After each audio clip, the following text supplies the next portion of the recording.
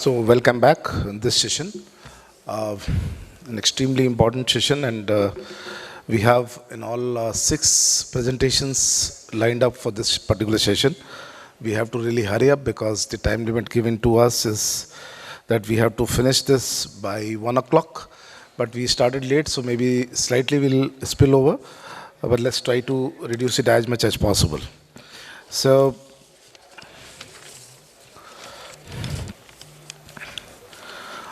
because this is mostly related to young professionals, and so all of us, let's try to listen to our young professionals and the views they present, the ideas they bring in very seriously, and let's try to appreciate, try to guide them. So I'll invite the first presenter, who happens to be the co-chairman, role of young professional in dam safety. So that's the title of his presentation. Over to you, Mr. Gautam. I hope you will finish your presentation in 10 to 12 minutes. Please.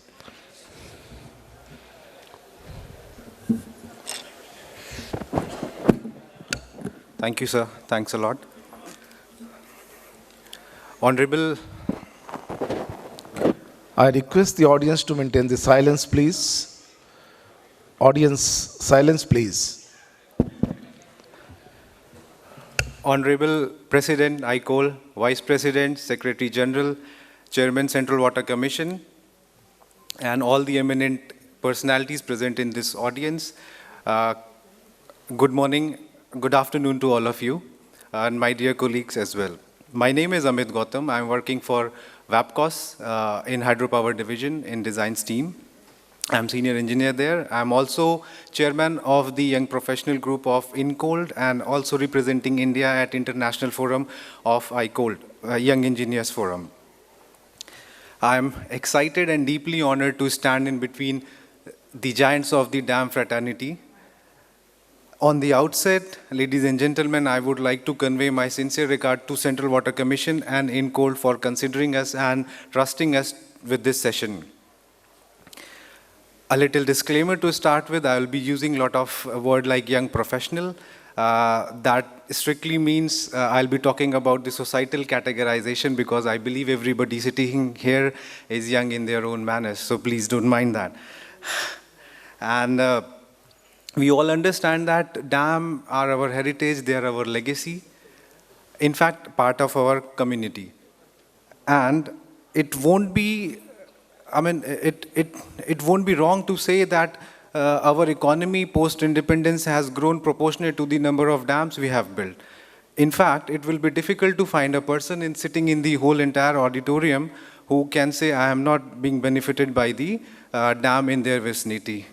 On the other hand, if we don't manage our dams, as we have been talking yesterday in the sessions, if we don't manage it dam, then it will be difficult for us to find a person who will not be affected by dam in coming future.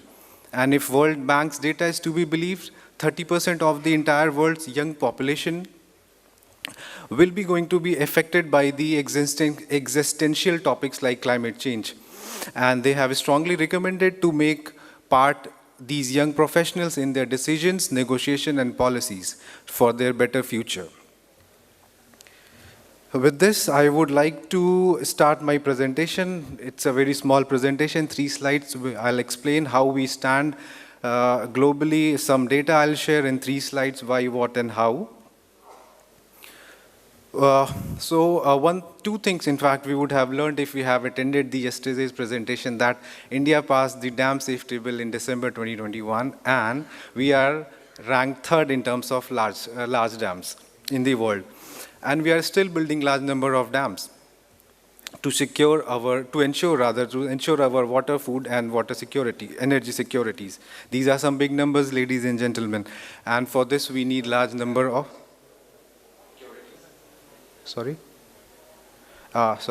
and for this, we need large number of workforce. Second, I understand, we all know that India is an expansive population pyramid with 62% is workable population. Out of this 62%, 50% is young professionals lying in the zone of 24 to 35 years of age category. Ladies and gentlemen, India is experiencing a demographic window of opportunity commonly known as youth bulge. What is a youth bulge? It's a disappropriate higher young population. It's an opportunity for us, but we all understand in a blink of an eye, assets become liability if we don't train and probably don't do our needs to train them. Fourth point would be, as we have all understood, dam safety is a multidisciplinary application where we require a lot of experience from geotechnical, water field structures, earthquake, mechanical, etc. And then there are non-engineering aspects to it. And then once you settle all these two, you realize at the end of the day that no two dams are same. So again, same number of people are required for the same type of project for the different dam. Now, we all know dam safety and hydroclimatological implication, that is climate change, has almost become an analogy to each other. And this problem, this challenge is going to knock us down also. Ladies and gentlemen, we are result of 3.8 billion years of evolution, yet we are bogged down by climate change. We are managing it, yes, we are doing it. I believe we are going to face same thing in the future, and the preparedness required is to be very high and of top notch. Now, the most important topic with respect to India specifically is, I don't know whether we realize this fact or not, we are having a very right mix of youth who are working in a working zone and experienced people. Then on the same time, we are building big number of large dams, and we are also rehabilitating large number of large dams. This provides us to fabricate a strategy which can be a landmark for the whole entire world, in fact. So this 4-quadrant, this matrix is very beautifully gets filled in terms of India. Let's see what. Youth has to be initialized from the very beginning, not from college, but from school, as dams are a part of our community. We can involve in the school level of community organization. Then, of course, we need a unified and sustainable program with regular improvements. It has to be backed by solid technology, new age skills, training and capacity building, global policy and local policy. Our government is doing a lot in this field. And then global networking building. More on this in my next few slides. Now, if I categorize my all objectives into 4 broader objectives, non-engineering terms to be very precise, if we have to create a productive workforce that can make a sustainable contribution to India's dam rehabilitation program and develop a strong and healthy generation to take on future challenges, we need to prioritize some areas: education, job, government policy, skill development, entrepreneurship as well. To inject social values, we have to program youth engagement programs and promote social values. And then facilitate participation in civic engagement levels of dam safety management. We need to do that same again. Most importantly, we need support from all the experienced professionals around about the globe to create equitable opportunity for all young professionals. I spoke about global network building. Let's see what INCOLD is doing in that. We all know INCOLD was founded in 1928 with a participant in 104 countries. Young Engineers Forum was proposed in 2009, got approved in 10, and formally inaugurated in 2011. It gives me immense pleasure to share with you all that currently there are more than 30 Young Engineers Forum countries all around the world who are part of Young Forums. India joined INCOLD's Young Forum as late as June 2021, where we were fortunate enough to get a position in the prestigious INCOLD YPF board among the countries like Sweden, Italy, Uganda, Russia, and France. And ladies and gentlemen, I would like to take your attention to yesterday's presentation where our Vice President, Mr. Sharma, just motivated us by saying that INCOLD YPF is one of the most active. Sir, these are the faces behind that activeness, and I'm from bottom of my heart thankful to each and everyone contributing to YPF. We have people representing design, engineering, policy makers, academia and research, construction companies and monitoring units as well. From, if I name all the PSUs, THDC, WAPCOS, NHPC, CWC, IITs and NITs, and corporates like SMEC, etc. We talk about technical themes which are very prevalent. Dam safety standard, we talk about standards, dam designs, foundation, hydrology, seismic, water conductor system. These are some of the glimpses that we have organized in our past 1 year, 12 months of working, where we have conducted 2 webinars. All the eminent personality are part of it. We keep on organizing, we keep on contributing to international and national conferences. This session is dedicated to young forums, and we wish not to disappoint anyone of you sitting here. So we have organized a 5-6 rather interesting presentation, not from just India, from all across the globe, where we have participants from Spain, Italy, and Finland, and then of course from NHPC and corporates of India who will be presenting in the session coming now. You can all get involved by following our INCOLD and ICOLD's pages on LinkedIn, and just log or either you can log in our website. So thank you. With this, I would like to invite my colleague from Central Water Commission, who is also the Vice Chair, Mr. Abhinav Srivastav, to talk more about role of young professionals and in specific to dam safety in India, to continue my presentation. Thank you.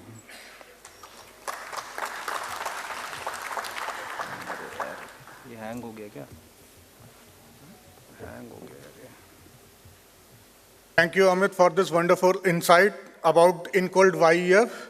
Good afternoon, everyone. I'm Abhinav Srivastav, Deputy Director, Central Water Commission, and Vice Chair for INCOLD YPF.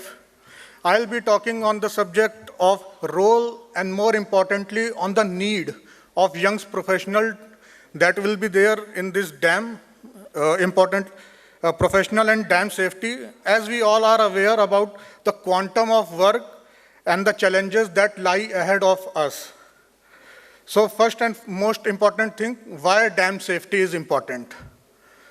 Now, as we all are aware that the advantages of dam on society and as a whole, also the threat it poses if in case it fails. So hence the dam safety is of prime importance and quite critical in this matter if we see. Now, dam safety status across the world.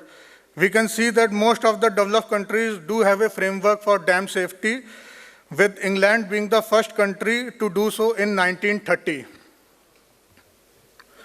Dam safety activities that are going on in India since 1975. In 1979, Dam Safety Organization was created in Central Water Commission. And finally, in 2021, we were able to get this Dam Safety Act, which we were all very much desperate to get, so that we can take care of our dams in future. Now, these are some of the stages of cycle of dam and dam safety.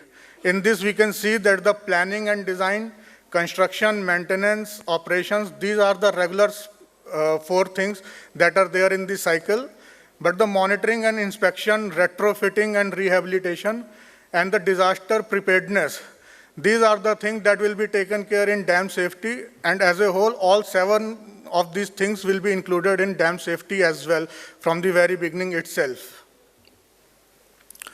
Now, the 3 drivers of dam safety in India that we can see are the regulation, then it is the capacity building and implementation. So as of now, on regulation part, we can see that we already have got our Dam Safety Act in 2021. So this thing has been taken care of and it is now running. But as far as capacity building and implementation is required, we need a major push from all the young professionals that are present in this forum and even in this community to come forward and give it a push so that these 2 things can also be in a rolling motion in future to come. In capacity building, major thing that we need to address is the education or the competency, and then the research and development areas that also need to be seen. And implementation is the guidelines and the compliance and coordination part of it if we see. Now here, this is an important thing which I wanted to actually talk about from the very beginning. Here we need a paradigm shift in general if we see. Why I say so that we need a paradigm shift is because as of now, if we see, most of us that are present in this conference or in dam fraternity as a whole, that we are mostly destined to be working in this fraternity as such. And it was never a thought of most of us during our college time that we will be joining this fraternity or we will be working in dam safety area or dams in general. So I would like to draw a parallel here with that of environmental science. If you see, just 15 years ago, if we see, almost nobody was not that very much involved or focused about the things that were there in environmental science or engineering. But during that 15 years, what changed that as of now today, each and everyone wants to be associated with somewhere with environmental things or the issues that are happening in India. So during that time, if we see, due to some unforeseen and unfortunate mishappenings that happened due to climate changes, the awareness regarding the need of some environmentalist and environmental science issues is spread like a wildfire all over the country and all over the world. That today, if we see, everyone is willing and even liking to be involved in some way or the other with the environmental issues that are there in this country and in world in general. So what I envision for our dam safety fraternity or dam fraternity in general is that 5 to 10 years down the line, if we see, if we are able to create such a mechanism or a place where the student level people and students are in a talk and they do want to join this fraternity willingly from their side, that they can have so much of scopes like in geology, structural, electrical, environmental, and also a social. Also social, it is also a very important aspect of this dam safety if we see. So the scope for higher studies are also there, that is like dam engineering, dam safety and research and development. If we see, then it is the dam studies regarding the state-of-art technical software, calibration with field investigation, scaled model laboratory investigation.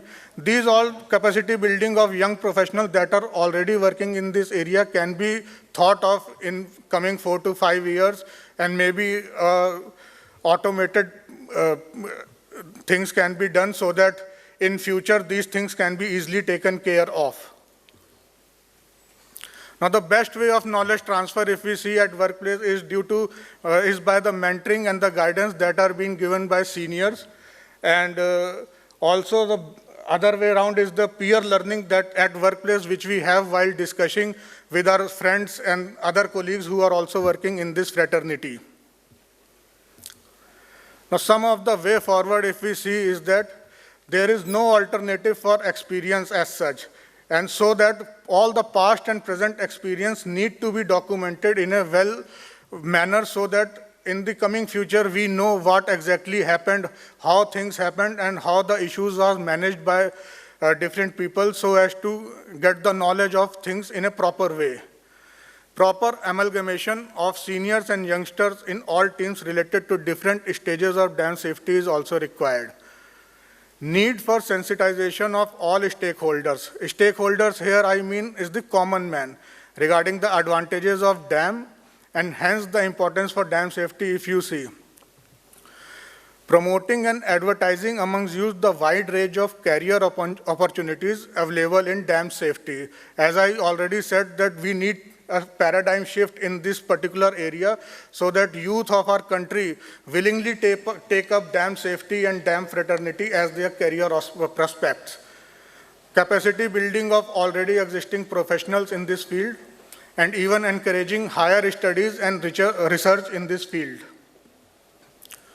Now, some of the suggestions which I may like to include or even I may like to present to this forum is that why not we should include some of the school students and invite some school to these types of international and national level events so as to develop some curiosity amongst them regarding this field.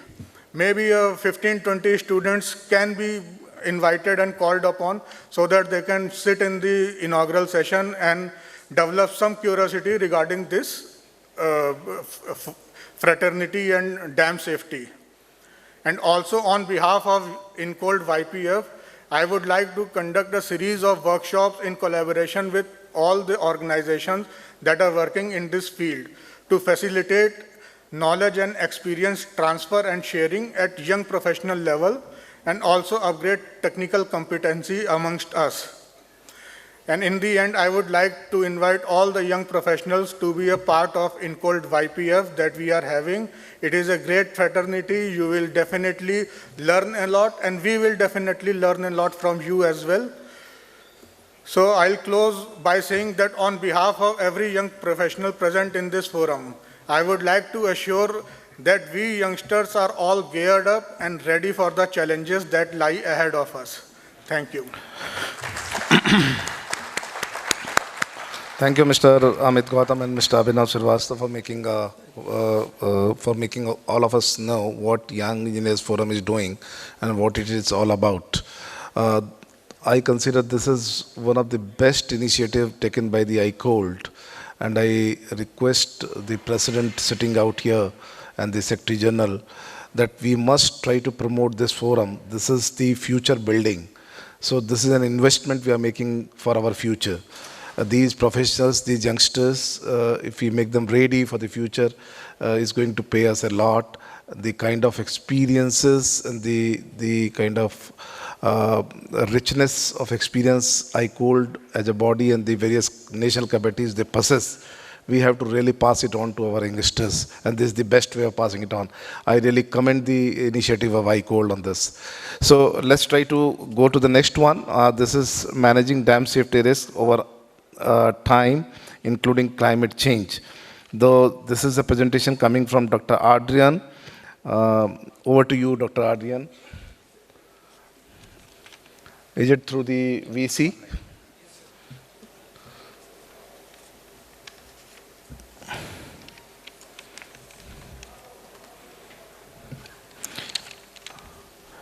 We can see your, yeah, we can see your presentation, Dr. Adrian. Your voice is also clearly audible. Please go ahead.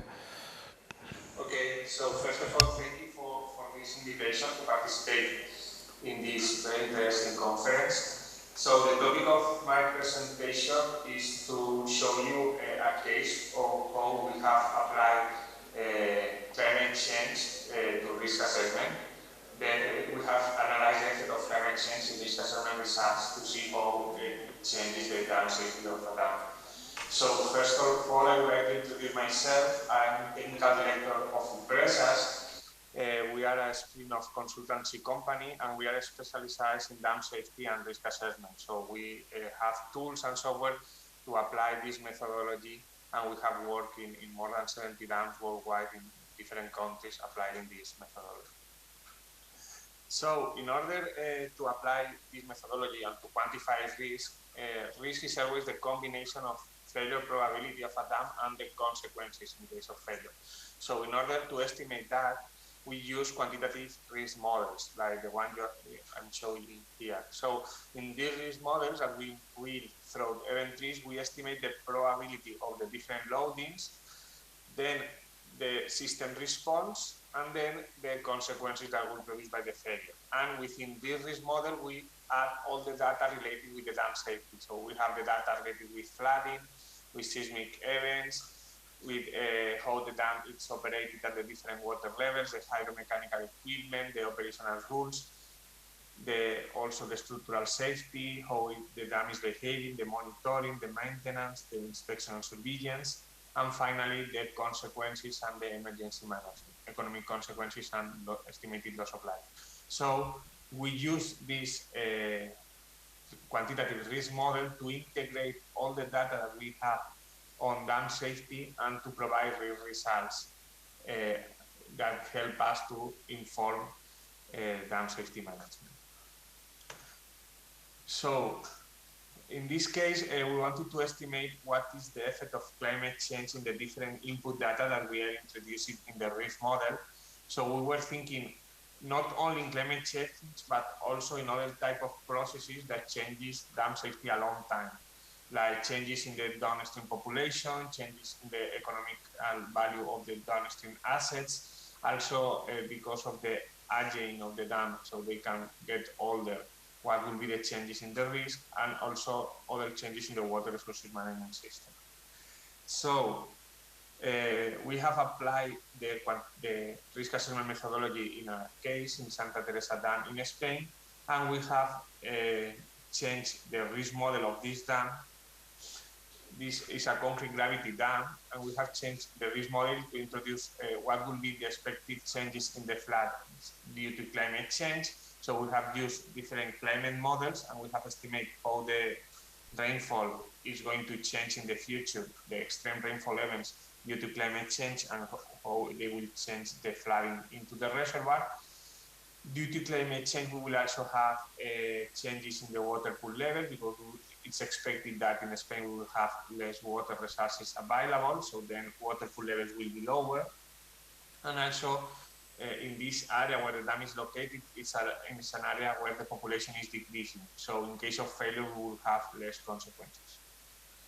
So finally, when we estimate with different climate models how all the input data in the model is going to change due to climate change, we have a result like this one. This is the typical graph that we use to represent risk. In the y-axis, we have failure probability, and in the x-axis, we have estimated loss of life, so social consequences. So since risk is always the multiplication of failure probability and social consequences, if we are around here, then the risk will be higher because the failure probability and the consequences will be higher. If we are around here, then the risk will be lower. So then we can see how risk will change a long time. These are the Bureau of Reclamation tolerability recommendations. And we can see that in the current situation, the dam will be aligned with the recommendations, but due to climate change, the failure probability is going to increase because the hydrological extreme events will be higher, and then the failure probability of the dam for overtopping will be also higher. On the other hand, the consequences are going to decrease. That's why the point is moving to the right, because, to the left, because the population downstream will be lower.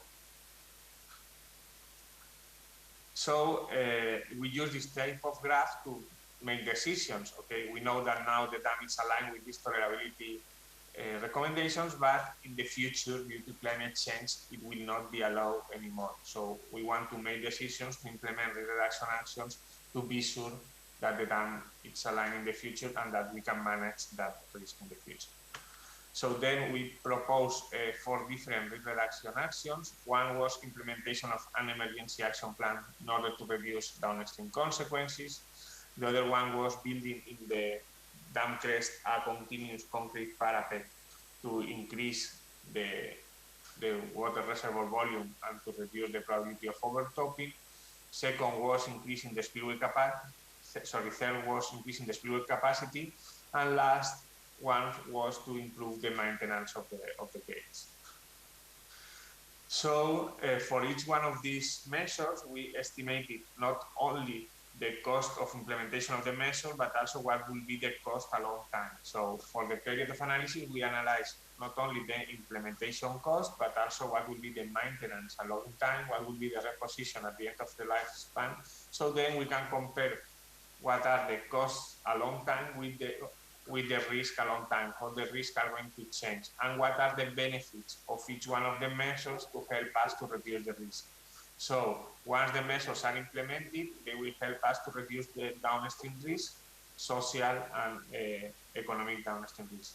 Then we can compare the cost of the measures a long time with the risk reduction benefits that we get a long time. And then using that, we can prioritize what will be the first measure to be implemented. That will be the one that will help me to reduce more the risk at a lower cost. So then we have made this prioritization, and we can see that when we consider climate change, the prioritization of the different reduction actions is changing. That tells us that it's important to consider climate change when we are doing decisions and when we are prioritizing the reduction actions. Because considering climate change will help me to not only thinking in today, but also to think in the future. Dams, as you know, are infrastructures that are planned to be there a lot of years. So we want to implement measures that will be the most efficient one, not only thinking in today, but also thinking in a lot of years and in the future. So in order to help with this process, in Empresa we have developed an online platform, a cloud platform, that helps to consider the effect of climate change in risk variation, and we can see how it changes, and will help decision makers to prioritize reduction actions. So not only thinking in one dam, but when we have several dams and we want to know what to do first and how to do the different reduction actions a long time, this platform helps us to prioritize the results and to choose the best actions and the most efficient in every year. So we have also high protection and confidentiality of the data introduced to the platform. I would like to show you a bit the platform very fast. You can see. So here, this is a case where we have 6 different dams of the same owner, and we can see here how the platform helps us to prioritize the different reduction actions a long time. So we have in total 28 reduction actions of the 6 dams that we want to prioritize, and this tells me when I should implement each one of the actions to be sure that it is implemented. And we can see how the risk in the portfolio is decreasing a long time thanks to implementing the different reduction actions. And this helped me to choose what will be the best moment to implement each one of the actions to be the most efficient one. And the orange line show me if I don't do anything, what will be happening and how the risk will be increasing a long time. So this is a very useful tool for decision makers to justify why they are investing in dam safety, and they can show how, thanks to do this investment, I can reduce risk in the portfolio almost 2 orders of magnitude a long time. So this can be used to justify why we are doing that, because we want the dams to be as safe as possible.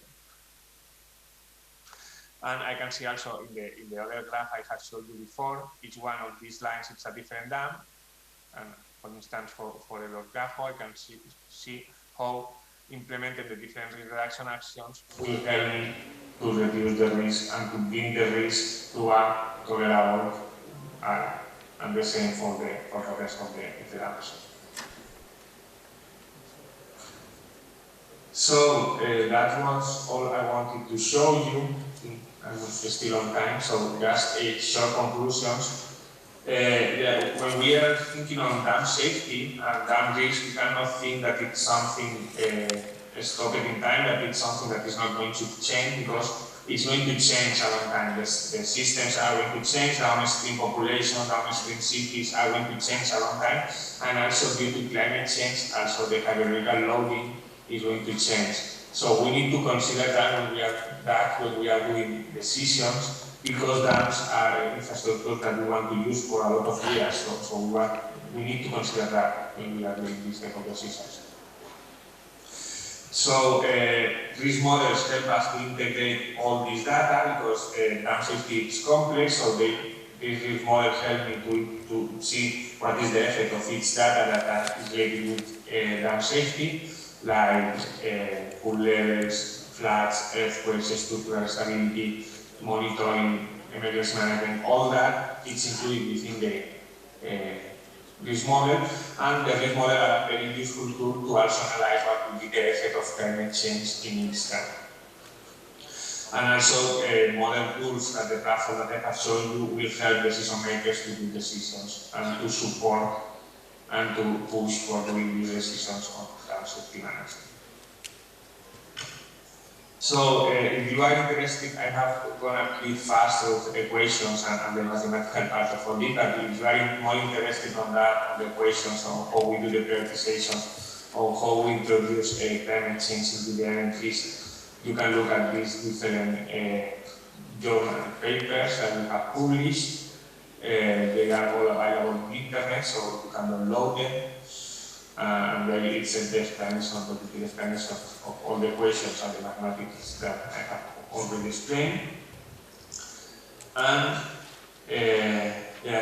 thank you also for your attention, and if you have more questions or you want to send you some information or more detail about this process and how we use risk assessment to evaluate climate change, you can write us an email to this address. Thank you, Dr. Adrian. And you stay online. We'll take questions at the end of the session. So possibly there could be a few questions for your presentation also. Let's go to the next one. This is coming from one Mr. Ankur Sharma, Mitigation and Adaptation of Climate Change Impact in Hydro Projects. So Mr. Sharma, go to the core issues which you want to bring to the notice of this forum, rather than speak general issues, because we have already been discussing a lot of related aspects in this conference, okay?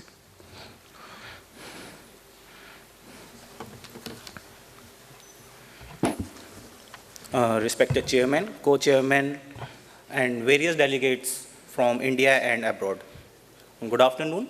I am Ankur Sharma, Secretary Resources INCOLD YPF and working in NHPC Limited.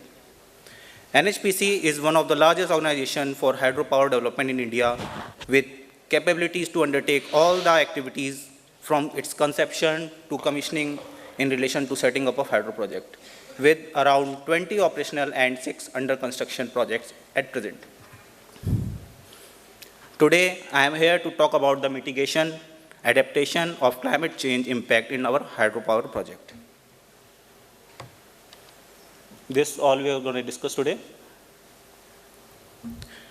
There is no doubt that human influence has harmed our atmosphere, ocean, and land.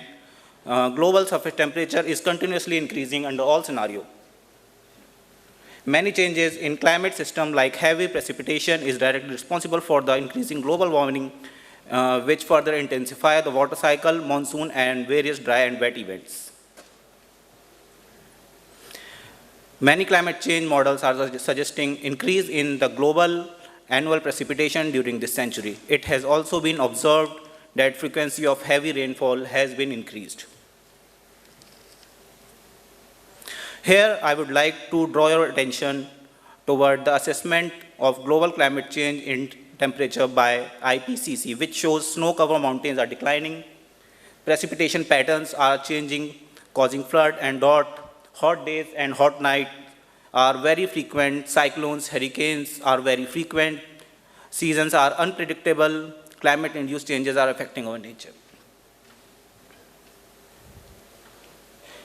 These are some of the major impacts of climate change which are directly affecting our hydro project. Firstly, as you all know, glacial lake outburst flood, a well-known climate change phenomena which is frequently in news nowadays. Here are some major triggering factors like size of lake, avalanches, rainfall, temperature, etc. Extreme rainfall and cloudburst are also a major event by which our dams are getting affected. Here we can see from a study that a study has found that the Gangotri Glacier, the origin point of river Ganga, retreated by 1.7 kilometers in a span of 87 years. I think it's an alarming condition for us. Here, from the past cloudburst events, we can see the major cloudburst events are from the Himalayan region. Alike, glacial lake outburst flood, landslide lake outburst flood is also an event which are greatly impacting our dams in the downstream. Here are some pictures showing the before and after scenario of landslide lake outburst flood. Recently in Feb 21, India has faced a major landslide disaster in Chamoli district of Uttarakhand, where a huge rock mass falls into the river and resulted into a flash flood carrying debris. Flood was so huge that it greatly impacted 2 hydro projects in its downstream. Firstly, it was Rishiganga Hydro Project, which was completely submerged, and second was NTPC's Tapovan Vishnugad project, where there was great loss of life and property. After looking into the recent impact of climate change, we are trying to adapt various climatological changes in our design calculation to safeguard our dams, like by changing the factor of safety, by increasing the factor of safety, or by taking additional spillway capacity for these flood-like events. Here are something about the GLOF study objectives, like creating the inventory, monitoring it on a regular basis, assessing the hazard, and as discussed by me in the previous slide, the spillway design, and most important objective is saving life.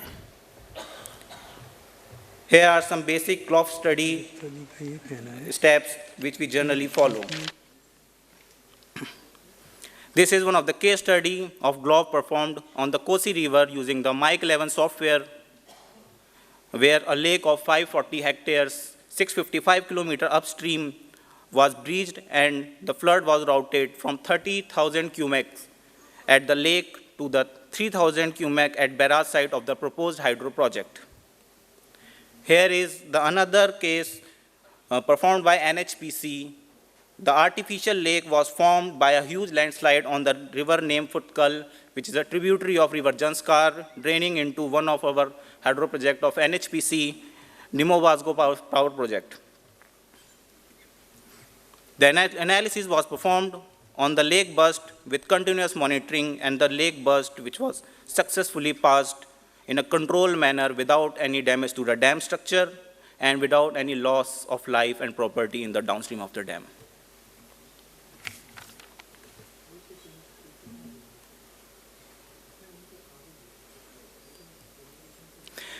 As we all know that after taking many safety factors and design adaptation, there are still chances of getting affected, especially what we observed after the event of Rishiganga.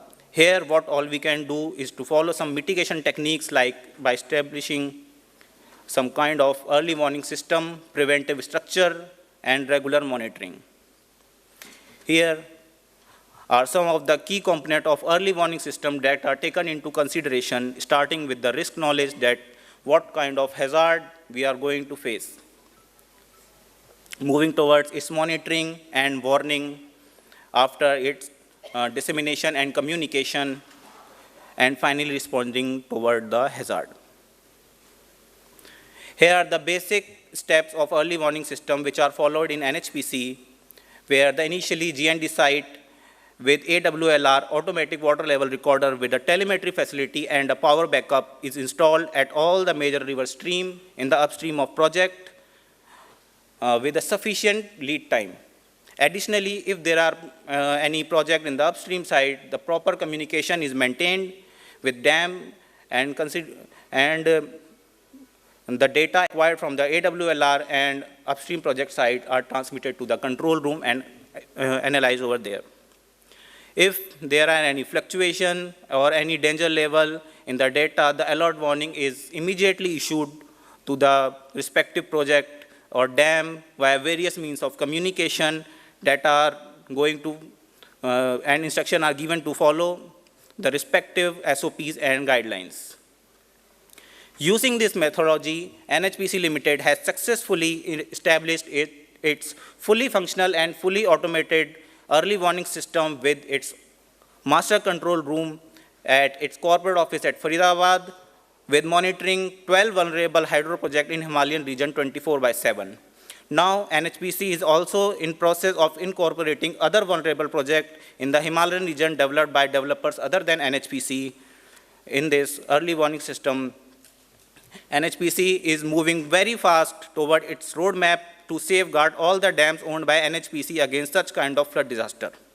Along with the dam, it will also be helpful in protecting the lives of people in the vicinity of the dam. Here is a pictorial example how our early warning system is working. We can see AWLR installed at the upstream of dam, and the data is transferring to the dam control room and master control room, where the data are analyzed and warning alerts are issued to the dam to take appropriate action and warn people to take precautions. Here are some of the pictures from the project sites that AWLR are installed, manual gauges are installed, and the dam control rooms which are fully functional over there. Here we can see the visuals of early warning system, software dashboard, highly equipped master control room at NHPC Limited, real-time SMS alert, which are given to the stakeholders of the NHPC. Here we can see the dashboard of the raw data which are obtained from the AWLR logger telemetrically and the EWS portal, which is developed by NHPC in-house, which is working very successfully. This is a proposed methodology for landslide early warning system, which is involving inputs like seismic, rainfall, and landslide data, field investigation, installation of various sensors. Here are some examples of sensors which can be used in the landslide early warning system. These are the various practices which are used to mitigate locally landslide, like geocells, gabion wall, hydroseeding, micropiles, snow aerodocs for avalanches, shotcreting, and grouting and rock anchoring. These are the various government portals which are used by NHPC to forecast the event in the vicinity of our hydro projects. Finally, now how our dams or hydropower help us to mitigate the climate change. As dam or hydropower will reduce the utilization of fossil fuel in shifting to clean energy. Other than its power benefit, dams are also used in irrigation, drinking water, also helping in increasing water storage capacity to meet increasing demand in future. That was all from my side. Thank you, everyone. Jai Hind. Thank you, Mr. Sharma. In fact, this is one of the very important aspects of particularly hydro projects in Himalayan region, where we have seen the recent past so many events where a lot of unexpected floods, not only flood but floods laden with a lot of debris. It flew through the river basin, and it really sabotaged the entire project preparation, project parameters to the extent that the river got graded by 7 to 8 meters. So the event which Mr. Sharma mentioned, it really resulted in that, and all the projects in the downstream, they had to revise all of their main project parameters. So this is an important thing coming from our youngsters group. Thank you very much, Mr. Sharma, for this presentation. Next presentation is from one Ms. Gulila Buffy. She is online, connected with us, and over to you, Ms. Gulila Buffy. Good morning to everyone. I am Giulia Buffi, and I work in Romagna in Italy. And today I cannot be on live because of I am here on the Ridracoli Dam, one of the dams of which Romagna is the owner. And I hope my video will be okay for you. And good vision and good work to all of you. Thank you, Ms. Buffy. Please carry on.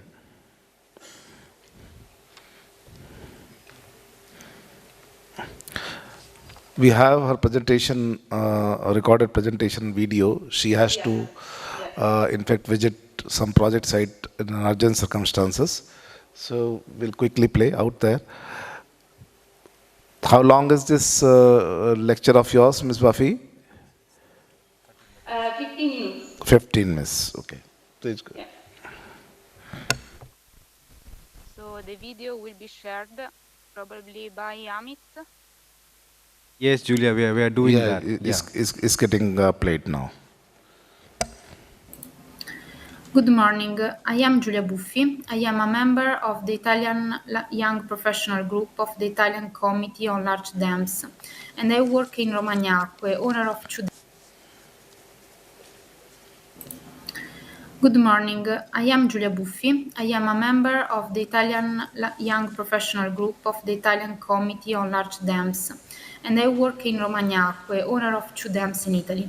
Today I will explain 2 main Italian procedures in case of flooding and seismic hazard. Moreover, I explain the controls to be performed after seismic shocks.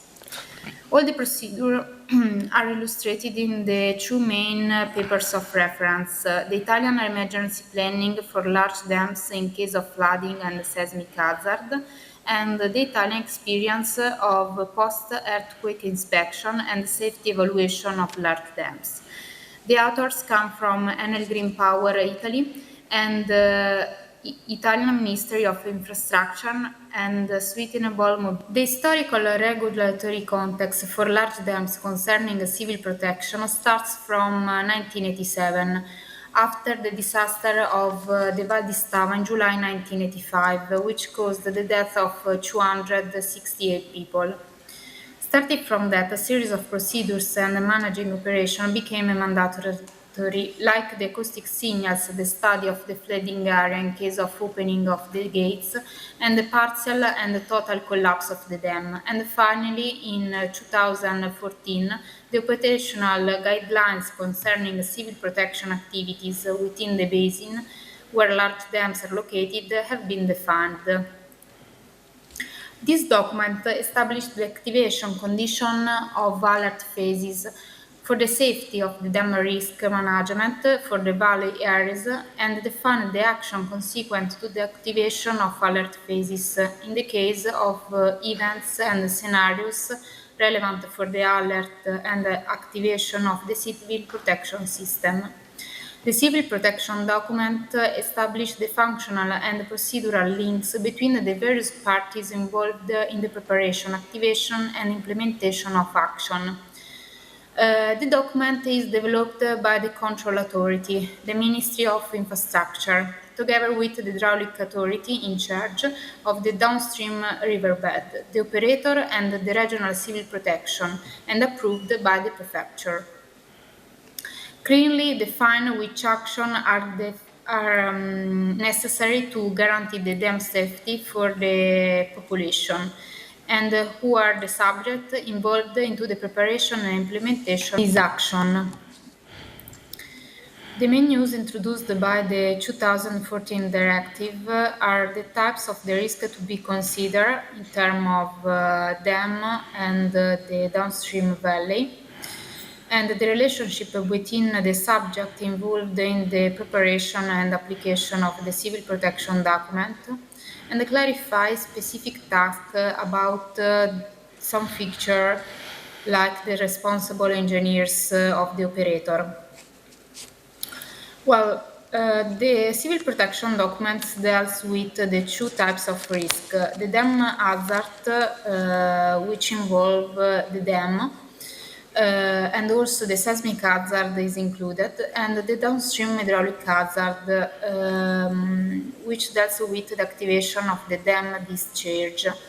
In every case, the responsibility for activating each of the alert phases provided in the documents is in charge of the dam operator. For this reason, the operator is required to adopt an organization capable of fulfilling all communication and events management duties, even and more in emergency conditions. At the beginning of the document, there are all data relevant for the dam, the geographical location, the geometric characteristics, and the discharge, together with data related to the reservoir and the maximum and minimum water level. Then all the authorities and office involved in the creation of the civil protection document and to be involved in case of dam break and in case of uncontrolled opening of the discharge. The 2 flow rates are then provided, which define 2 limit conditions.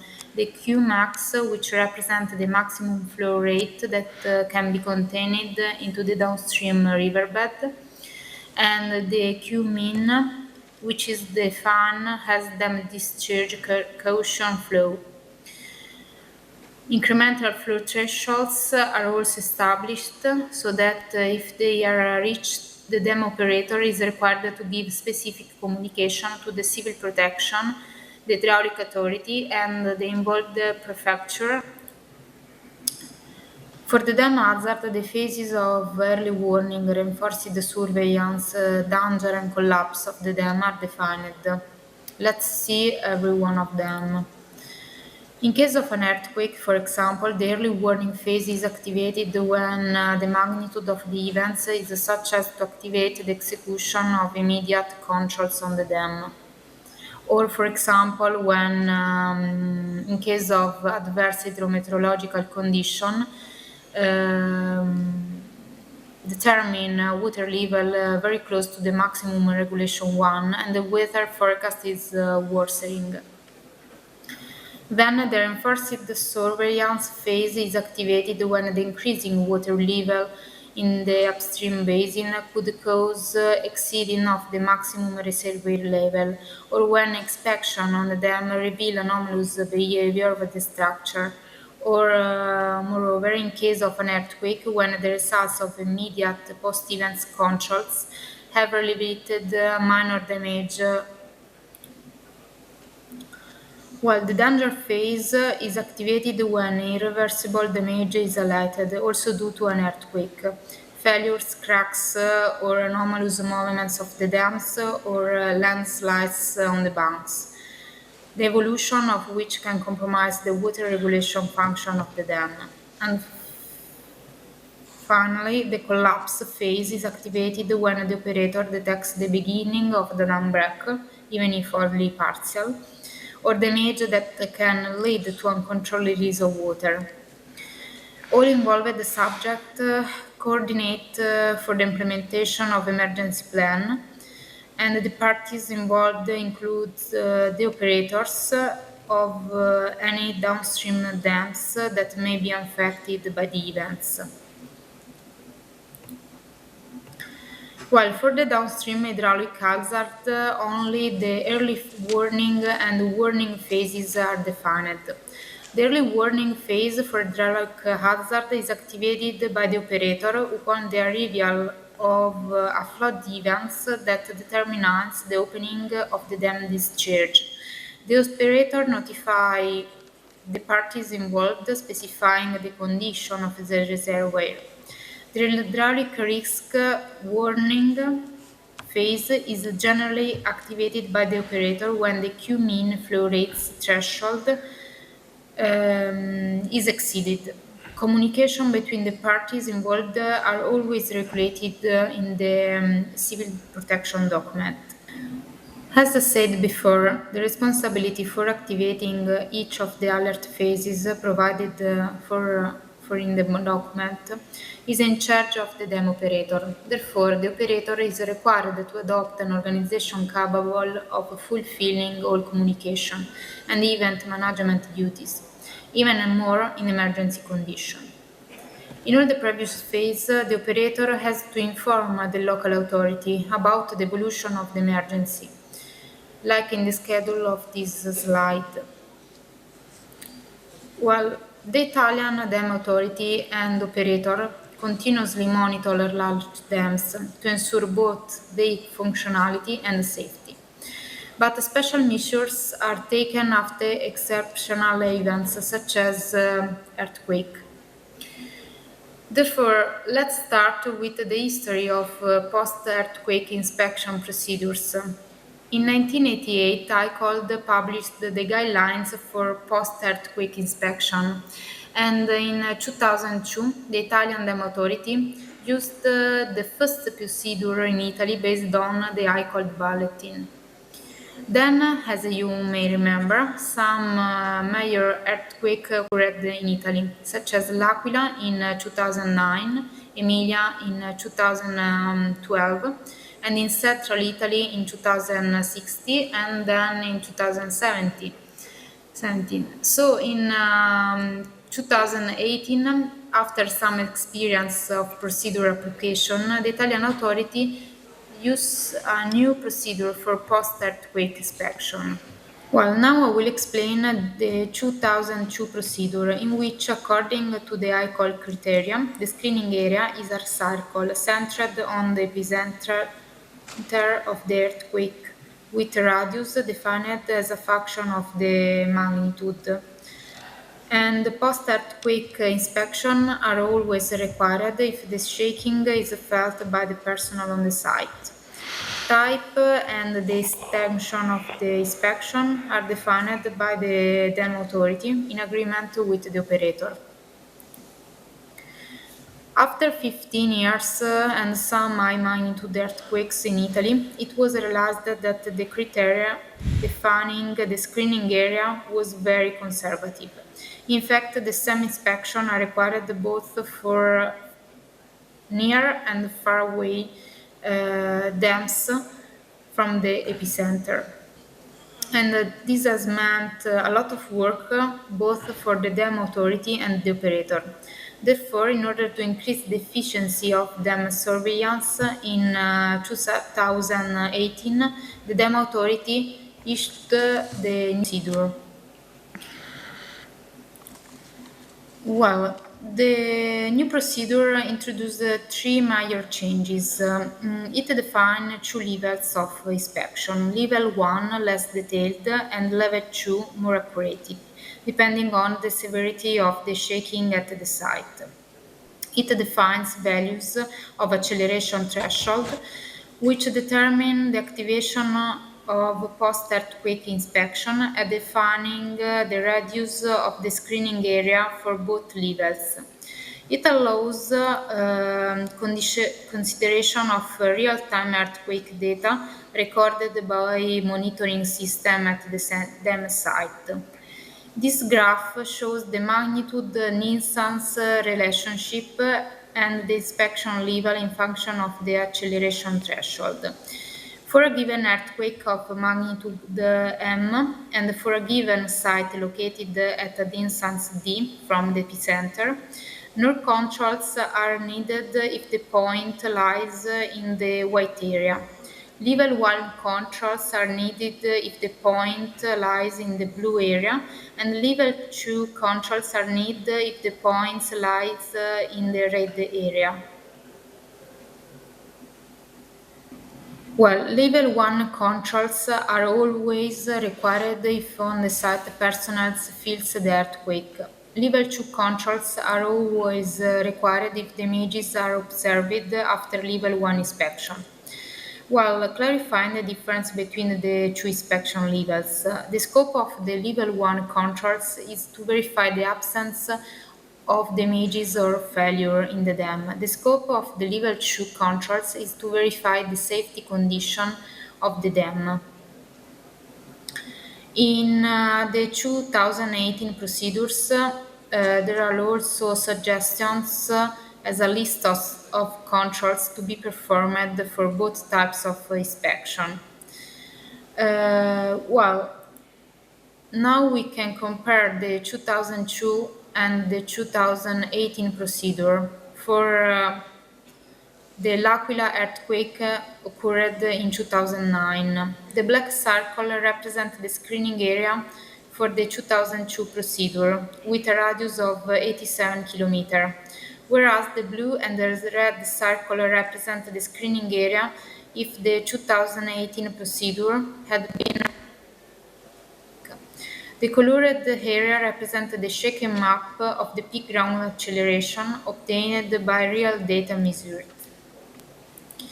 The same has been performed with the Norcia and the Rieti earthquake occurred in 2016 and 2017. Well, resuming, we can say that the civil protection document clearly defines which actions are necessary to guarantee the dam safety for the population and who are the subjects involved in the preparation and implementation of this action. Talking about the post-earthquake control procedure, we can say that the new procedure provides a good estimation of the shaking intensity at the site, and in case of low magnitude earthquakes, reduce the number of the dam to be inspected. This increased the efficiency of dam surveillance both for dam authority and operator. While concluding and resuming all the documents and procedure, we can say to have now efficient tools to manage the emergency situations, with the decision shared with all the subjects involved in the emergency, to guarantee the safety of the dam and of the downstream population. Well, now thanks for your attention, and mostly thanks to the authors Francesco Fornari, Cristina Baramati, Federica Del Gizzi, Francesco Dolciamore, Armando Lanzi, and Rosella Caruana. Thank you. Thanks, Ms. Gulilia Buffet, for your good presentation. Now let's move to the next one, which is energy infrastructure risk against flood in a changing climate, a case study. This is coming from Dr. Viraj. So Dr. Viraj, please quickly finish your presentation in 10 minutes time.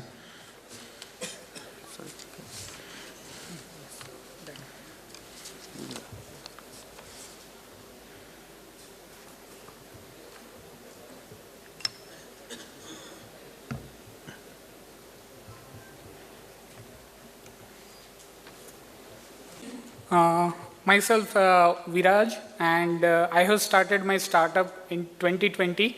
I am an alumni of SPNIT Surat and student of Dr. P.L. Patel. Masters and PhD has been done. In Masters, we have done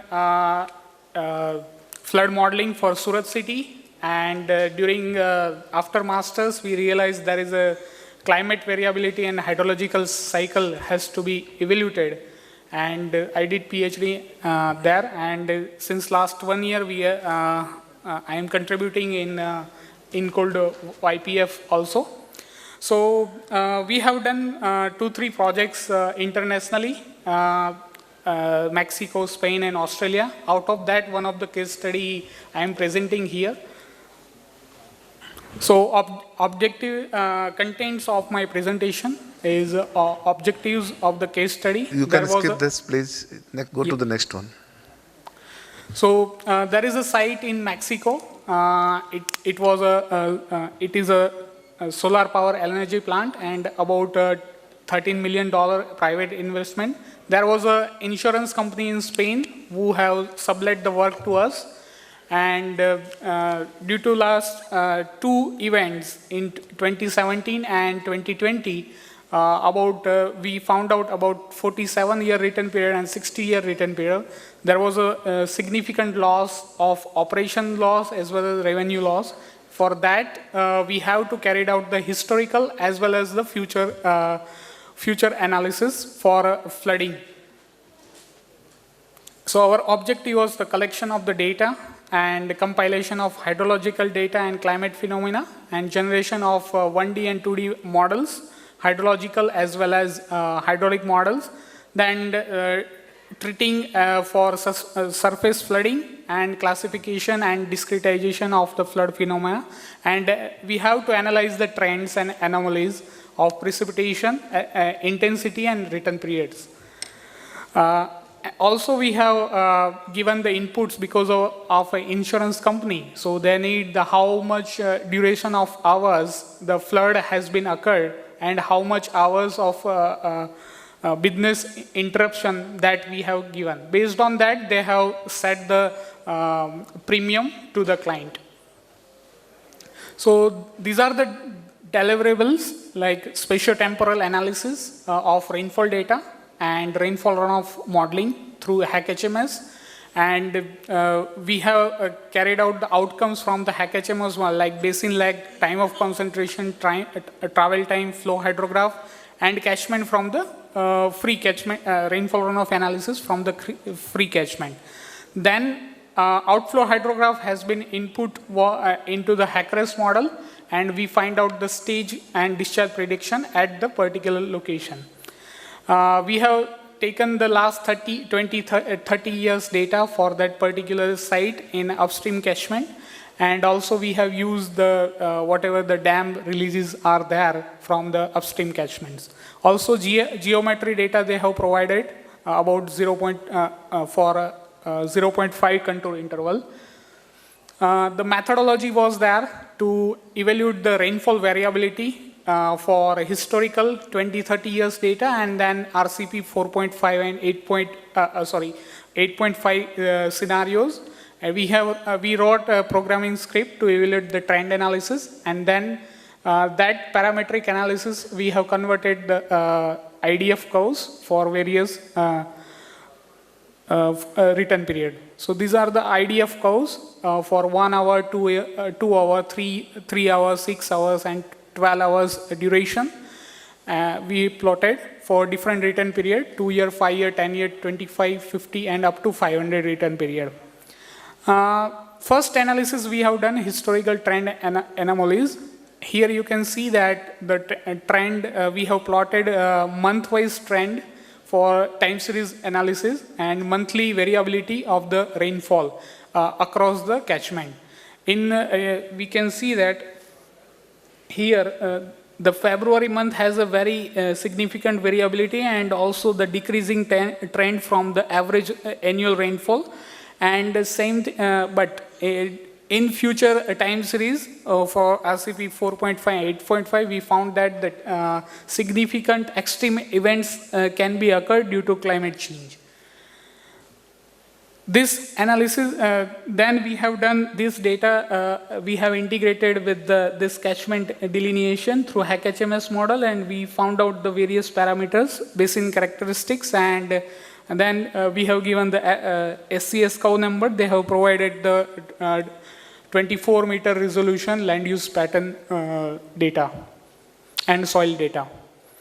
After that, we have derived the time of concentration and travel time for each catchment, and these are the time of concentration for each sub-basin, and also reach we have calculated, reach-wise characteristics we have also calculated to reach the flood, to reach the water from the rainfall at upstream of the study site. After getting the hydrograph, we have given here the inflow boundary condition, and our study site is located here along the river, and it is in floodplain. So we have analyzed for different return period. We have analyzed the maximum through Hacker's 2D model. We got the maximum depth and duration of hours for particular site. And for validation of the model, historical event in 2017 and 2020 occurred, and about in one day 56 mm of rainfall occurred, and about this is the maximum depth of in river, and inundation about 91 point, and actually it was 93 hours of operation, 94 hours of operation they have hampered. So validated the model. After that, this is the they have asked to showcase the two-dimensional flooding on satellite imagery.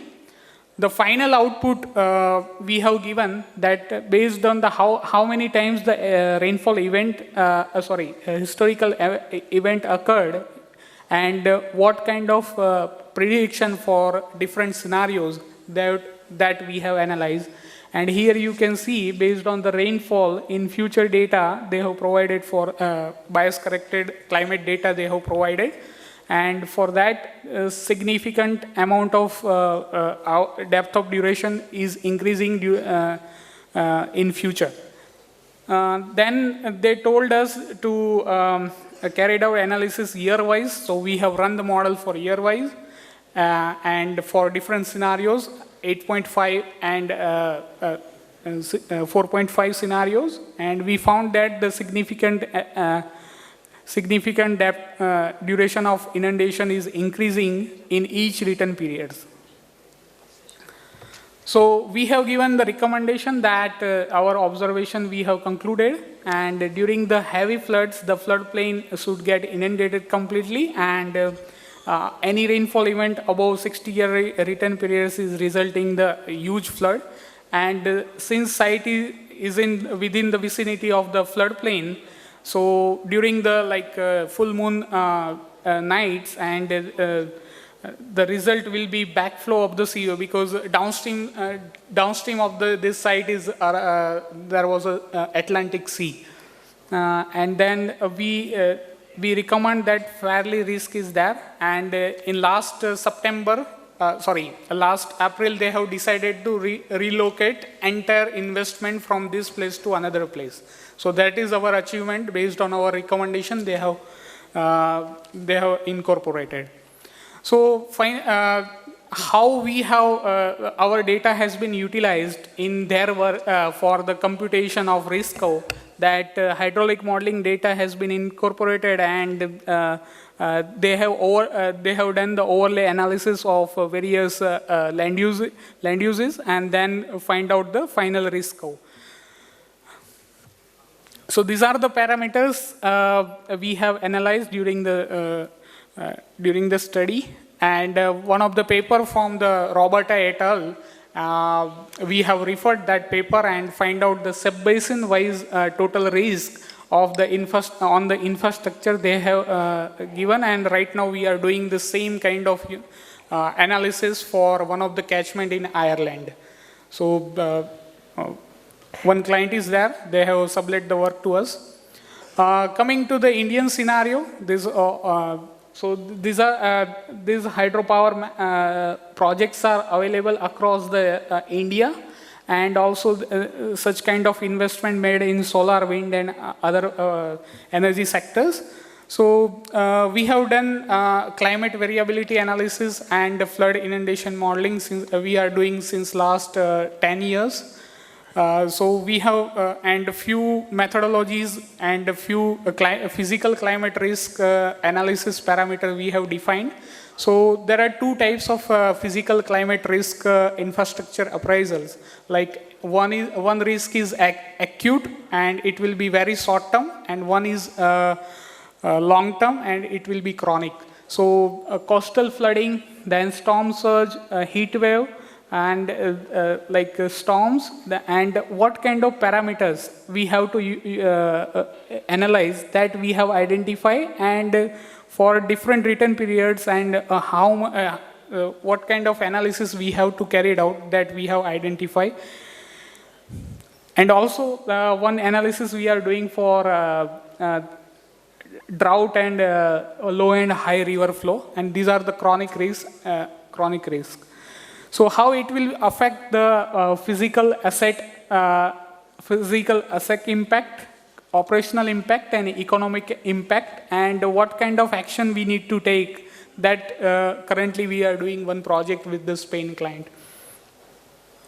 For that, we have first analyzed change in temperature, and if decreasing, then what kind of action we have to take, and how to correlate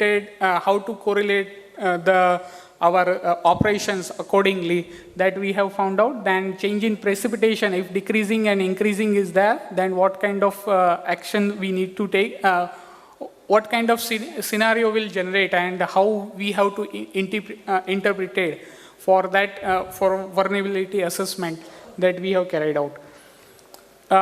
This thing we have carried out based on our past analysis. Kindly conclude, Yes, Dr. Viraj, please. Yes. So in Indian scenario, we have done analysis for Tapi River Basin, and WMO suggested these are the parameters, 27 parameters, total precipitation, rainy days, that we have analyzed. And here we can see we have mapped out aridity, rainfall, mean temperature. In Tapi Basin here, particularly in Surat city, we have found that there was a humid type of environment, but right now it is, you can see the sub-humid in last 50 years, it is changing to sub-humid. So accordingly, the water availability and water hydrological cycle will impact in this particular phase. through this parametric analysis, flood frequency analysis, and flood modeling we have done for Surat city and given to, levy predictions in a HACRES 1D model. And we have developed our own code in MATLAB also. And this research has been published in American Society of Civil Engineers in 2020. Currently, we have started, I'm taking only 2 minutes, 2 initiatives, R&D initiatives. One is developing the dashboard informed risk advisory platform. We have submitted one proposal to Venezuela country, and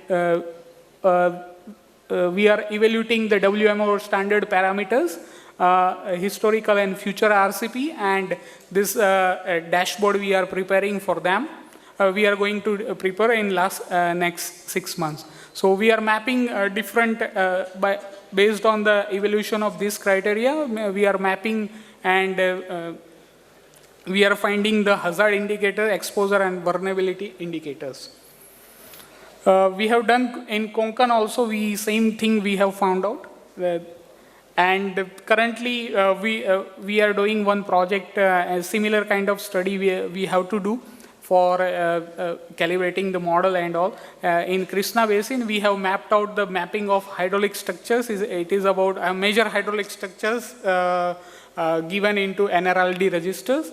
And we have mapped out the hydrological gauging sites, and also currently we are doing ongoing analysis, and we found that here the climate variability, here you can see based on the last 44 years data of IMD, we found out that near the hilly region, in these regions, there is a huge increasing of rainfall, and also there are significant amount of dams are also located in this region. So dam releases plus increasing in rainfall will cause the flood in downstream side. Here you can see the total annual rainfall increasing from the average, and this is a daily annual maximum rainfall increasing in this particular region.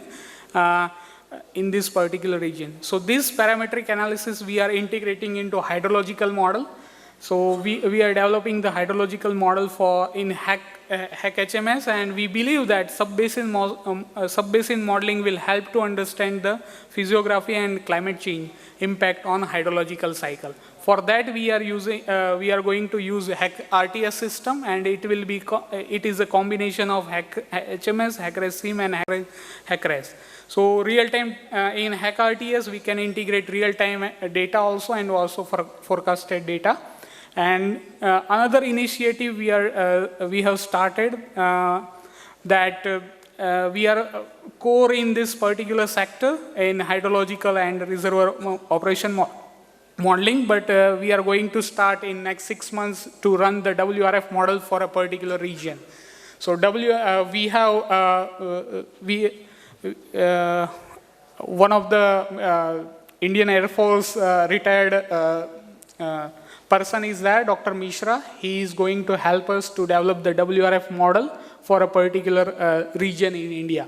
So this is our another R&D initiative, and also we have started working on neural ML based model. So few researchers are joining in our team from the internationally and nationally also, and they are going to develop the neural based ML models into.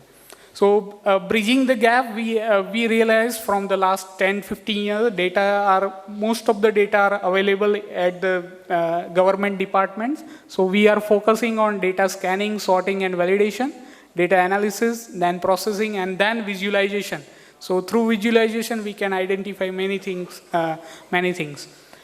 And we are focusing, our vision for the company is to integrate the technology with the various institutions like central government, private organizations, state government, and the NGOs as well. And we are ready to help you, and we are majorly focused on data analysis. Through data analysis, we are generating the statistics, and those statistics has to be modeled and simulated, and for the sustainable decision making. So our tagline is enabling the sustainability. Thank you very much. Thank you, Dr. Viraj. Allow me to go to the next one quickly now.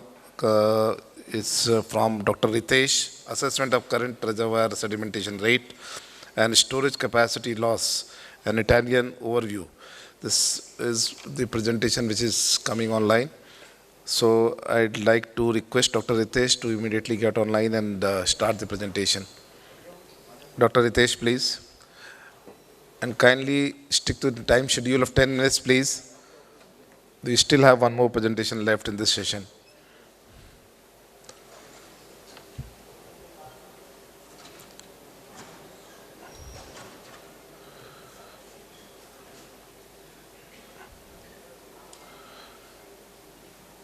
Over to you, Dr. Ritesh. Please go ahead.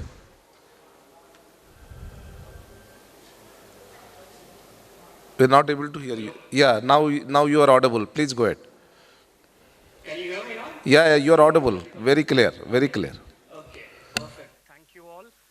Thank you for inviting in this session. I would try to keep it short. So basically, this presentation is on the current assessment of the reservoir sedimentation and storage capacity loss across at a national scale in Italy.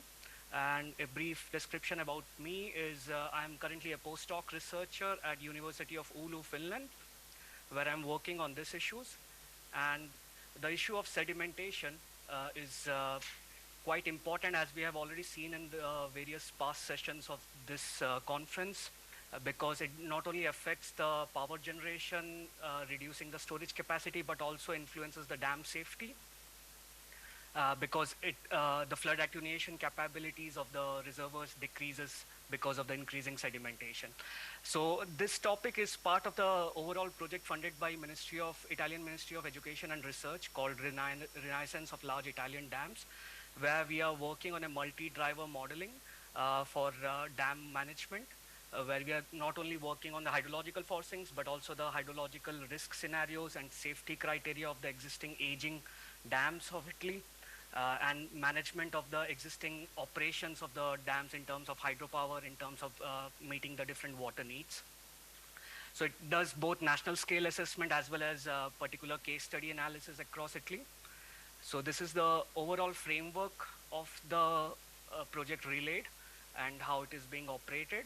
But in this presentation, I would be mostly focusing on the reservoir sedimentation issue across Italy, the current scenario. So why it is important for the health of the Italian dams? Because if the active storage capacity is lost, we not only reduce our power generating capacity, but also the flood attenuation capacity. And in this year, Italy also faced a severe drought, and sedimentation issue is one of the reason also towards this drought, because we have been storing less water than what we could have stored. So this topic is of great importance, and more studies are needed on this area. So the work that I'm discussing now is already published in a Journal of Environmental Management, which you can refer further. So what we did is, we carried out the study across 50 large dams across Italy, both in the Alpine region of the North Italy and the Apennine in central and southern Italy. It covers basically 10 administrative regions of Italy. We collected a lot of bathymetric data over the years for each of these dams. The flushing activities we carried out by the dam operators were also collected. The amount of manual dredging of sediments they have done, we collected those information over the past years. And also other hydrological and morphological parameters associated with the reservoirs and the catchments. So then we process this data to understand different parameters associated with the variables associated with the reservoir sedimentation, just as trap efficiency, specific sediment yield, percentage loss of capacity, annual depletion rate, half-life year. Half-life year is basically the time in which 50% of the reservoir capacity is completely lost. To just give a general perspective of the current status across Italy. So some statistics that we got from these findings were the average age of the Italian dams is approximately 69 years. And the average loss of reservoir capacity across Italy is 38%, and few of the dams have already lost 100% of the capacity. For example, Ceppo Morelli Dam, which was originally developed as a storage dam, but right now it's operating as a run-of-the-river dam because it has completely lost its storage capabilities. On the right side, you can see a bar plot where you can see the time interval in which the entire storage capacity of the dam will be lost.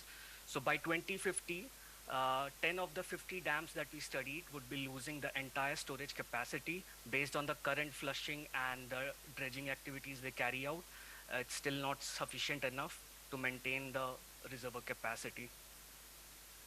So similarly, we also did some national assessment about different parameters of morphology and various variables that we calculated from the reservoir sedimentation.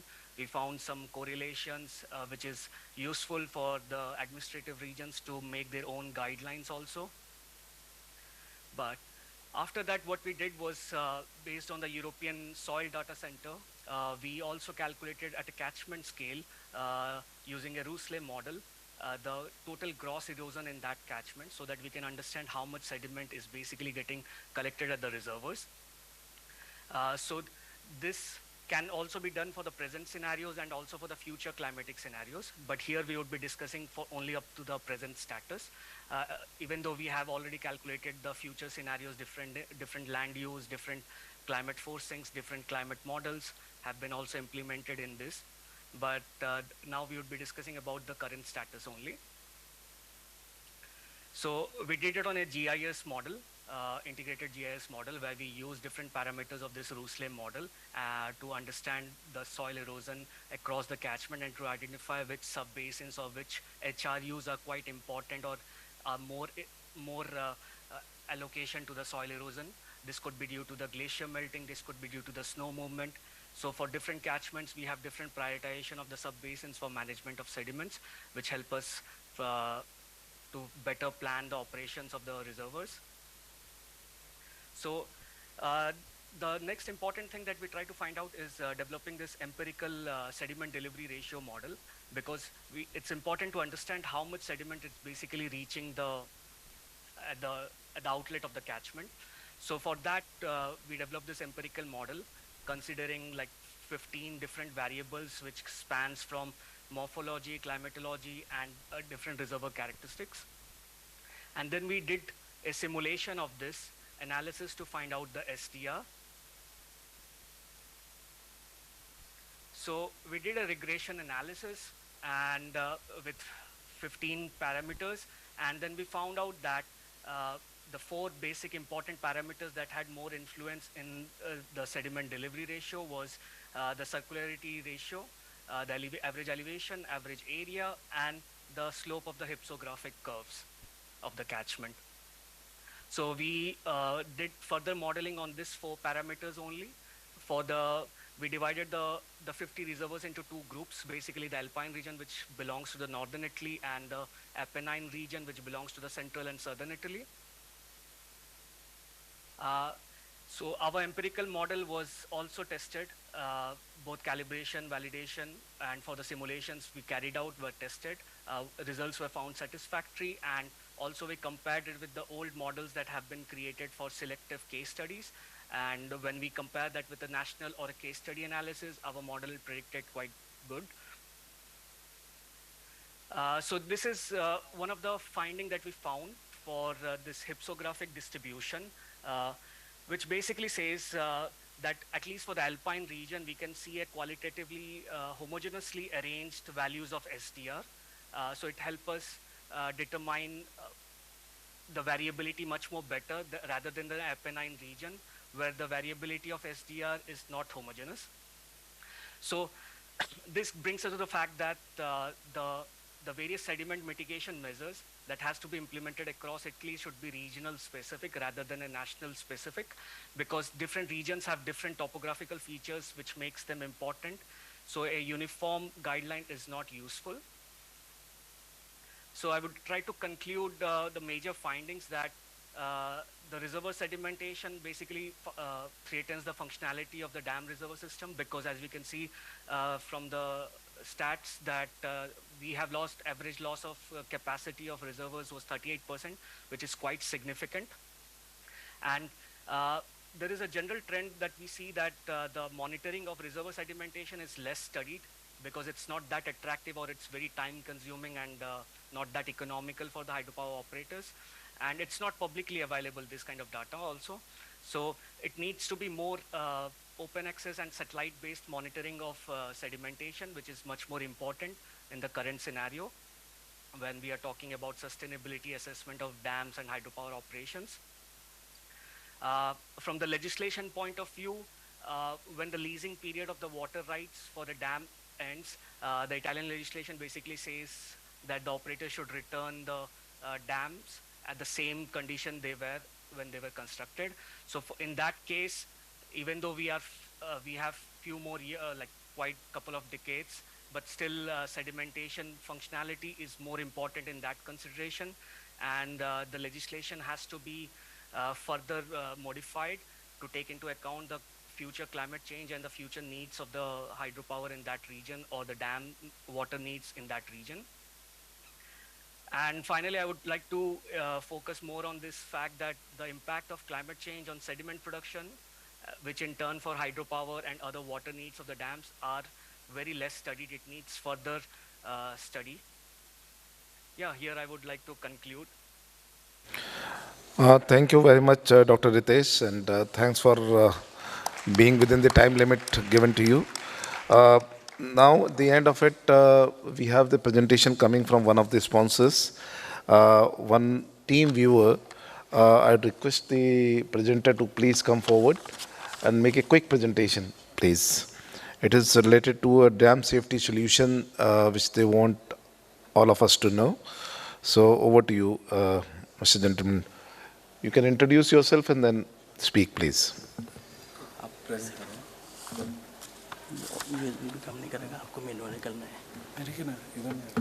Great. Thanks a lot. I'm Rupesh Lunkad, Managing Director of TeamViewer India.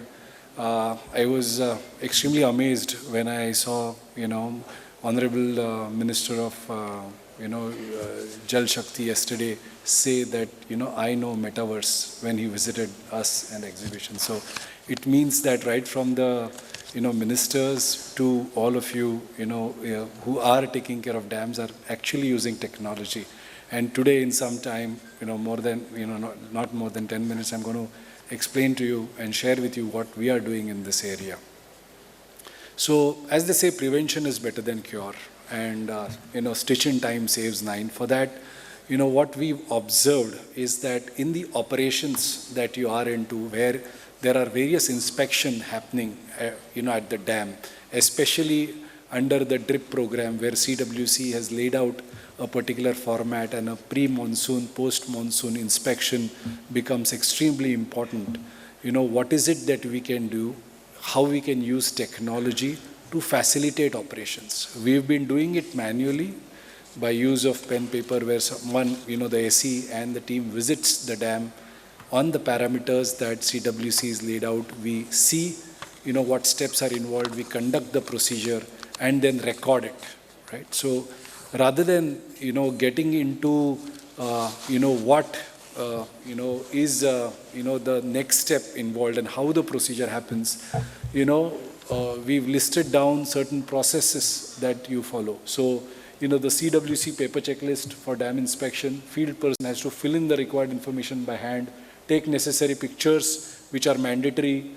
So it is a very intense process, which when done manually is, in terms of weather conditions on the dam becomes very difficult to manage. So the need of the hour is actually looking at how we can, under the digital India motion, use digital paperless process. How can we monitor? Because the big problem here is, while the inspection report comes in, the reliability of the report, whether, the someone has actually gone and visited the dam and conducted a report, was, is always questionable. So, and how do we have a central inspection reporting?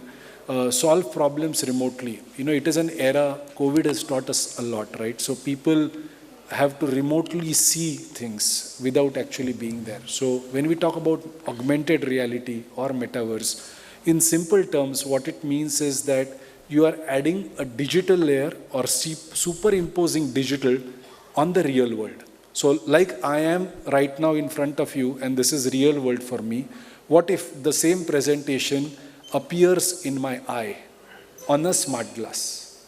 Okay? So in the same fashion, when a person goes in to inspect the dam, the complete procedure of what records have to be taken appears on the smart glass, and he or she, without using pen and paper, can actually dictate the machine what is the next step and what are the readings and what are the findings. Is there a leakage, or is there a jetting observed? Is there a other parameters which are required to be checked? Observations can be recorded remotely. Okay, because of this, there are various benefits. One is, yes, the authenticity of the report is extremely important, which gets done. You can actually call in an expert if needed remotely. So which means if I am on the dam and I see a crack, I see a jetting, from there itself I can call an expert who might be somewhere far away from the dam and get this particular incident recorded as well as reported upwards. And so the decision can be taken faster. Okay. Obviously, what it means is that there are allied other benefits as well in terms of distribution, leakage, inspection, and maintenance. So maintenance procedures where, you have a lot of assets which are given by vendors, where the person who is doing the inspection might not be completely equipped about the knowledge of the asset. He can remotely ask the person to log in and see for himself what I see, you see kind of a scenario, where they're able to observe what is really happening and suggest corrective action.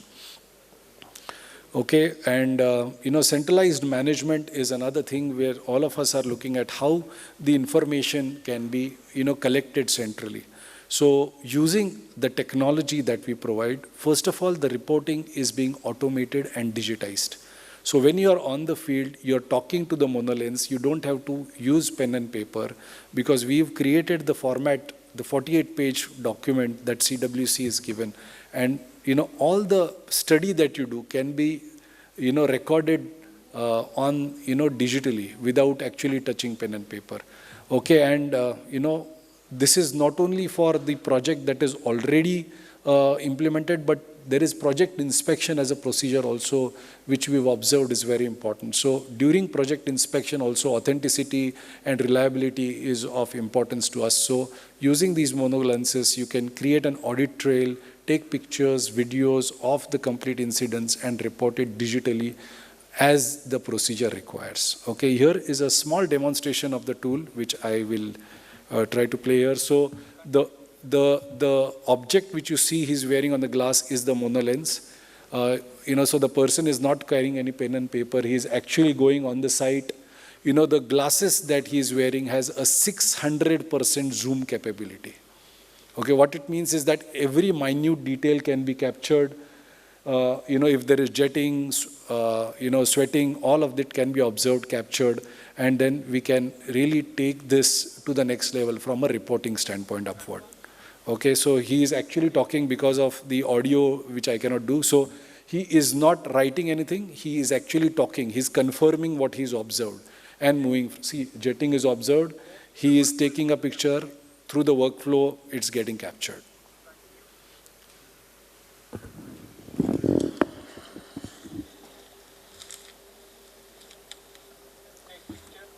So he's also taking pictures of certain objects of interest which might be required for the senior authority.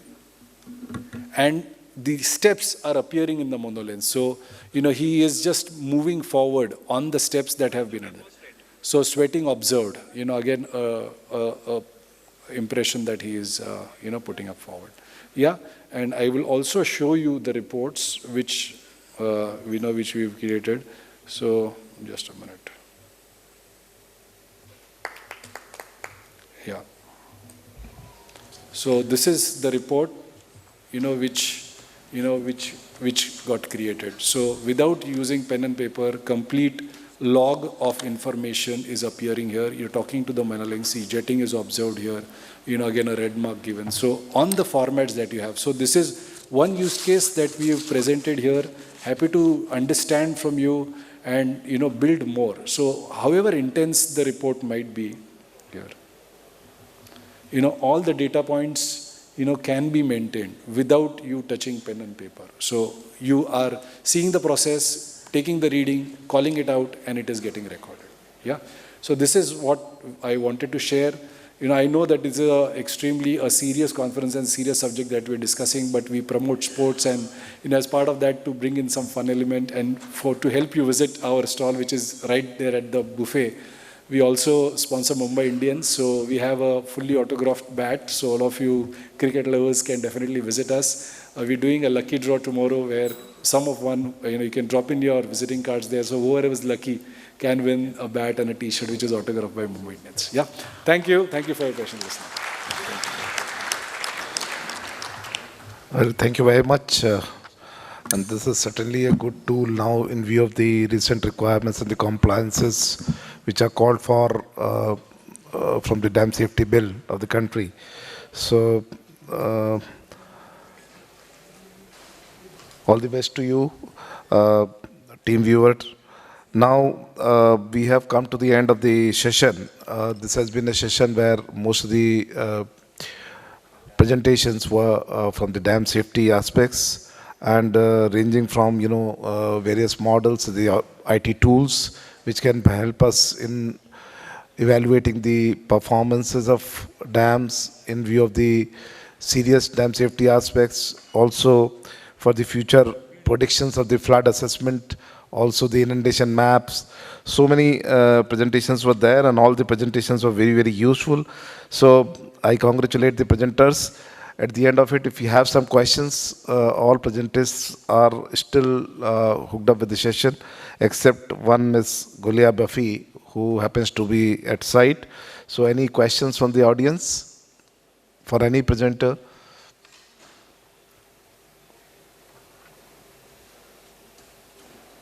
Yeah, please. Can somebody give the mic, please?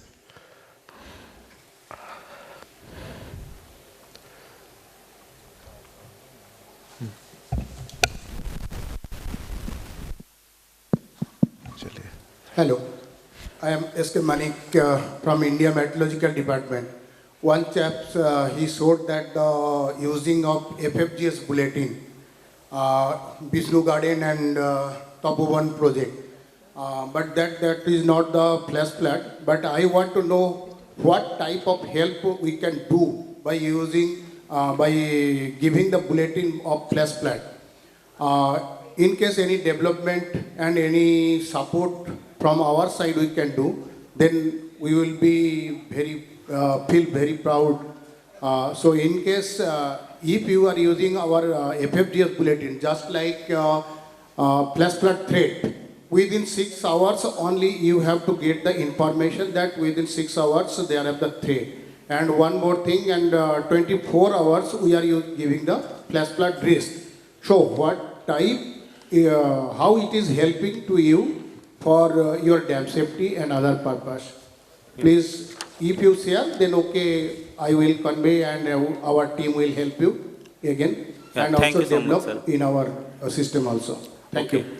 Actually, the portal, the flash flood warning that given from your department, we regular monitor the bulletin you are providing over the internet. So on regular monitoring, we observe that is this warning is nearby our location of our dam or not, and if there are any flash flood warning, if we notice that these are nearby our project, then we generally issue a simple warning type that the bulletin has issued a warning, then be prepared, there could be a flash flood over there. Yeah. Okay, thank you. Any other questions? I hope none. Yeah, there's a gentleman. Please give it. Sir, right now we are calculating the maximum floods based on the PMF for the large dams. And here some speaker told about the flood based on climate change. So is there much difference in that? How a designer should conclude that whether he should calculate on PMF or with climate change? Yes, sir. It was exactly that we should calculate, we should try to calculate, or we should try to incorporate PMF. Instead of SPF or 100-year flood we are taking, we should take PMF for our design to safeguard at most our dams. Now, Mr. Sharma, his question is a little different. He says, is there a need to, consider some other kind of flood in view of the climate change impacts? So that's the question. Yeah, it is true. And that's what most of the presenters have told that there is a need to now consider many climate change aspects also. As I said, in view of the experiences, recent experiences, it was, the debris flow which is contributing a lot to the flood in the basin. And that is really, killing for the hydro projects. So you really have to have a different set of design parameters in view of this. So it's certainly a different area where a lot of things are being done. Consultants are still working on this. So it's not simply PMF and, designing these structures based on PMF. Thank you. So if there are no other questions, yeah, please. Right now, our most of the dams are already completed and functioning also. Many of the overflow sections are functioning, but even with the maximum flood during 2019, also only 60% of spillway have been utilized right now. So according to the PMF or whatever we are foreseeing, whether our spillways are okay with it, or we should have a plan for enlarged spillways. That's one of the requirement of the dam safety bill. You really have to understand the efficacy and the adequacy of the current spillway structures in view of the recent climate changes impacts. So that is also one of the requirement and compliance as far as the assessment of this particular efficacy is concerned.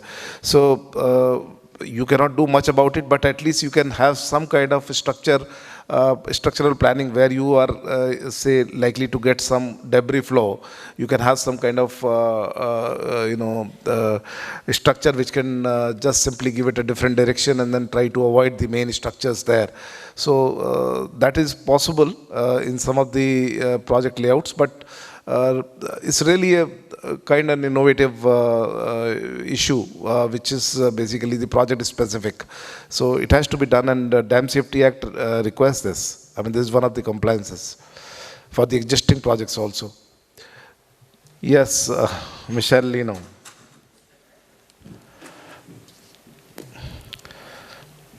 No, before closing this session, I just want to congratulate the Young Professional Forum of India. It has been recently created and has already made very good achievements with the hydrologic webinar and now this session, which was very interesting. So congratulations and go on this way. Thank you very much. Thank you. Thank you, Michelle Lino. And we assure you that from this country you will be getting continuous, new contributions to this forum of Young Engineers Forum. We have very bright young engineers now, and of late, the last 2-3 years, there is a complete shift in this country, from the IT discipline to the disciplines like this core disciplines, infrastructure projects and other places where we are getting a lot of talent now. So you must have heard the presenters now. They have the kind of work they are doing. The innovations which they are doing really worth appreciating. So thank you, INCOLD, and thank you, Michelle Lino and Michelle Di Vivo, really for encouraging our youngsters. Thank you very much. And I close this session here. No.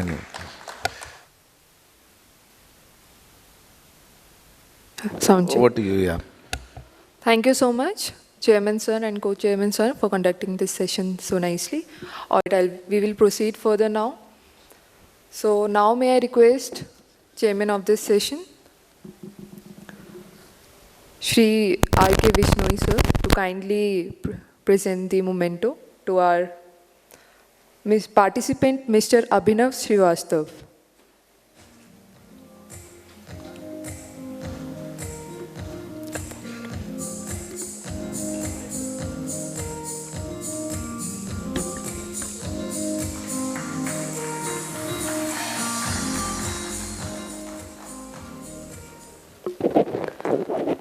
Mr. Ankush Sharma.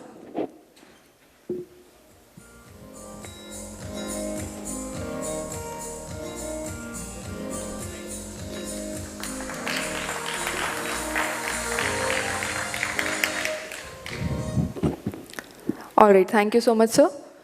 Now I request our co-chairman, Shri Amit Gautam, to kindly honor for the memento to Mr.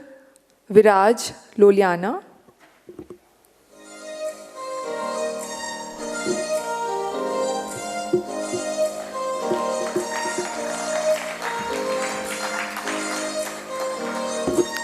Memento to Mr. Rupesh Lunkar.